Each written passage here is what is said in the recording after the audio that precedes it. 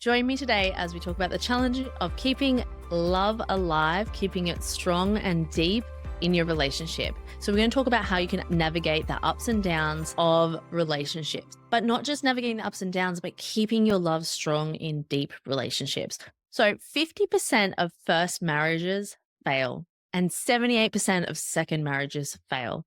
They are shocking statistics. And I firmly believe it's because so many reasons. There's a lot of stress and pressure on couples right today. There's a lot of information in their face that couples don't really need to consume. But mostly, I think we just don't have the skills and the understanding to create the epic relationship we are looking for. And so, this is what this channel is about, learning how to have the skills, the knowledge, and the understanding to create an unshakable relationship. So, those statistics that I've just shared are obviously mind blowing. And that's why I am so passionate. I want to decrease the divorce rate in the world because there is nothing more heartbreaking than watching families split up. So, what is a deep relationship? What does that actually mean? And what's the importance of maintaining that bond over time? So, what a deep relationship is an emotionally, physically, and spiritually connected relationship. So, something that is so deeply connected that it is something that you just keep coming back to all of the time. So, you are able to be vulnerable in these relationships. You are able to be intimate in these relationships. You are able to share your deepest, darkest thoughts, feelings, and secrets. You are able to be 110% yourself. You are able to freely express and be who you are. And so, you also have an unshakable foundation. And that's what we're going to talk about in this episode, how you get that unshakable foundation, how you cultivate deep love, and what that really looks like. So, there are a lot of challenges that couples face, and we're going to break them down quickly. And then we're going to go into the top tips of what you can actually tangibly do to get your relationship on. Some of the most common challenges couples have is that they lose the spark. They feel disconnected. They feel like roommates. They feel hurt and resentful towards their partner. Maybe there's been fights or things that promises broken. Perhaps there's been addiction challenges, mental health issues. Perhaps they've had challenges with their children. Perhaps they're not on the same page around parenting, finances, or in laws. There are so many challenges that couples go through that can help, like, actually cause breakdown and fractures in their relationship. And so, when you have fractures in your relationship, you do not have that unshakable foundation.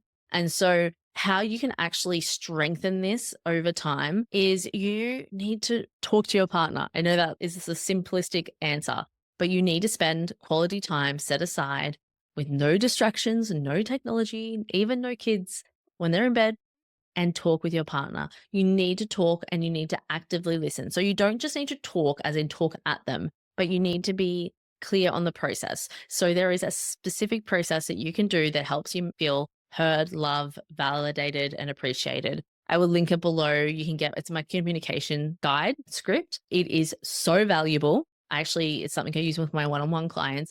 You can go and get that below because you need to be able to validate and empathize and actually understand what they're saying. So often I'll say we have the same English dictionary, but I promise you we take different meanings and we extrapolate different understandings from the same word. So it's important to set your conversations up to success. When your partner feels heard, validated, appreciated, understood, it's such a big game changer in your relationships. It makes all of the difference.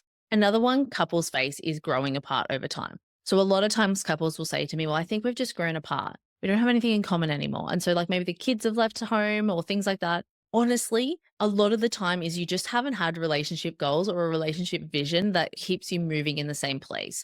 You haven't talked enough to grow together. And I get it. Sometimes we don't like the same things. That's okay. There's ways around that. And also, there's another piece to this where a lot of times people haven't cultivated their own sense of what they enjoy, what they value, what lights them up. If you don't have your own goals and your own things you're looking to achieve, then you're not lit up within, if that makes sense. So, I'm not saying you have to conquer Mount Everest, but you do need certain things that you love to get out of the bed for in the morning. And that is essential, even if in a relationship or out of a relationship, but particularly important in the relationship because that energy transfers to our other partner. It's infectious, right? And it's magnetic. And you need that. We all talk about magnetism in terms of dating and when we're first meeting people and all of that. It doesn't stop once you're married. And I think that's a big thing. We stop flirting, we stop being silly, everything becomes serious. We're grown adults, so it needs to be serious. And yes, it does, but not 100% of the time, right? there's room for play, there's room for joy, there's room for flirting and affection and all of those types of things. It is crucial. We are connection human beings. We thrive off connection. So if your connection isn't good, I promise you, it's affecting every area of your life, your health, your wealth, all of it. Your kids pick up on every single thing. So it's important to get your communication on point. And if you feel like you're growing apart, to know that there's actively things that you can do to stop growing apart.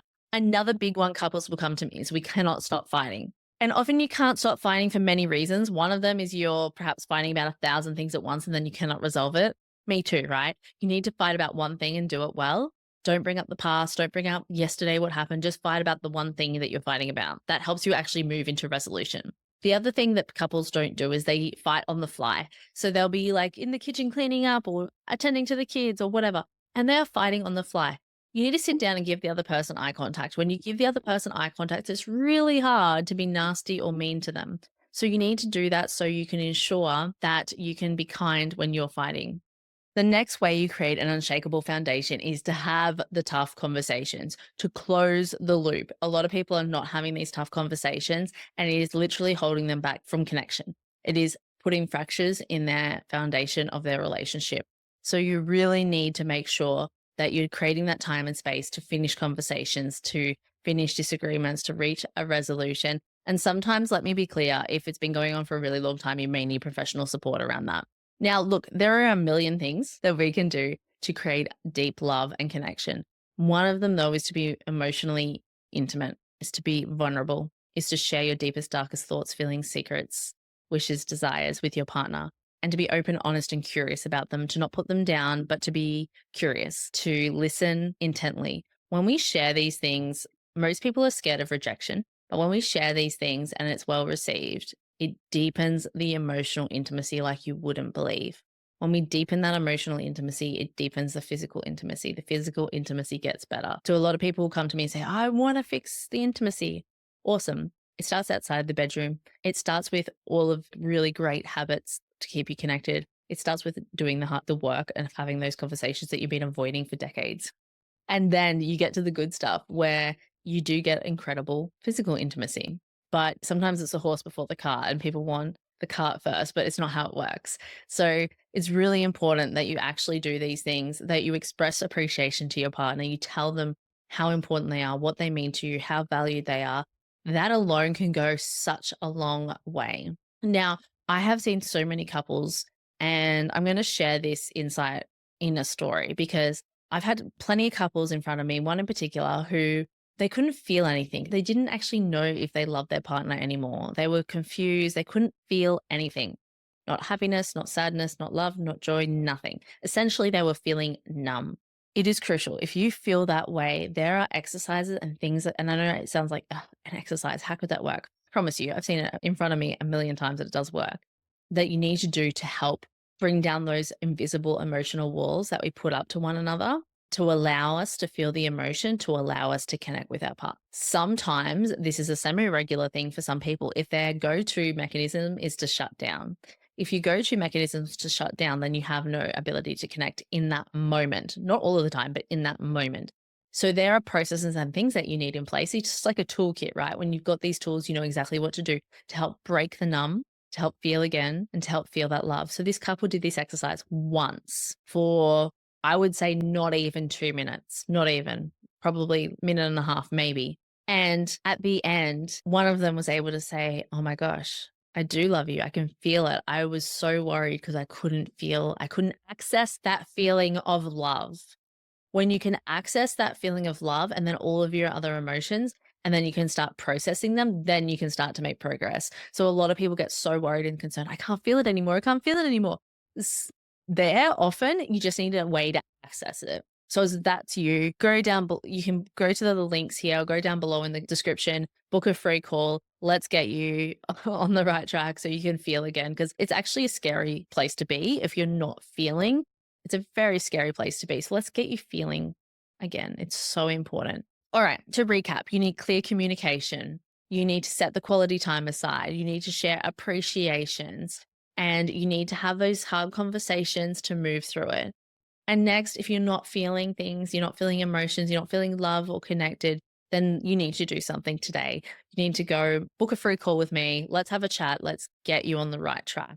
And this is an ongoing commitment to putting these things in place to create an unshakable foundation. Now, there is more, yes, that you can do, and we'll discuss them on episodes coming up. And you can go and watch this video, the 3 biggest mistakes couples make in romantic relationships. It's such a good one to go watch. And it's now time for you to go and turn your relationships on.